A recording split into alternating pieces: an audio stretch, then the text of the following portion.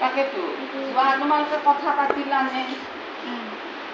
মানে মই তোমালোকে মোক বেয়া চেয়া নাপাবা নাই নাই বেয়া পোৱা নাই আৰু বেয়া চেয়া নাপাবা মই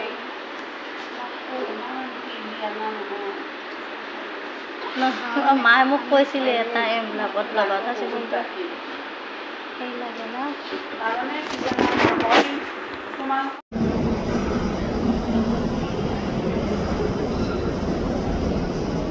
আজি এই জুন মাহত মই অৱসৰ পাইছিলোঁ আজি জুন মাহ পৰিলাক 9 বছৰ হ'ল এই হেৰিত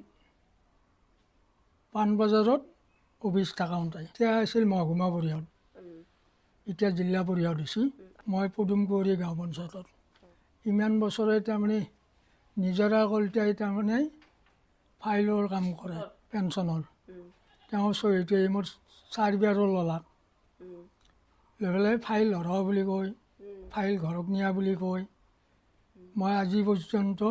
আগ পইচাও পোৱা নাই একবাৰ পইচাও দিলোঁ তাৰমানে খৰচ লাগে বুলি কৈছিল তাৰমানে 70,000 টকাৰ কথা কৈছিল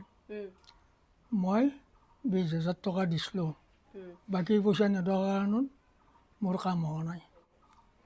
এতিয়াতো হ'ব বুলি কয় কেতিয়াবা হয় মোৰ বাৰে পৰ হ'ল মোৰ পৰিবাৰো মৰিলাক চিন্তাৰ প্ৰেছাৰ আছিল মৰি গ'লে এতিয়া ময়ো মৰিম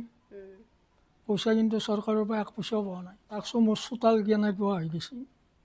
মোৰ নাম শ্ৰী ৰাজেন কলিতা মোৰ পিতৃৰ নাম আছিল স্বৰ্গীয়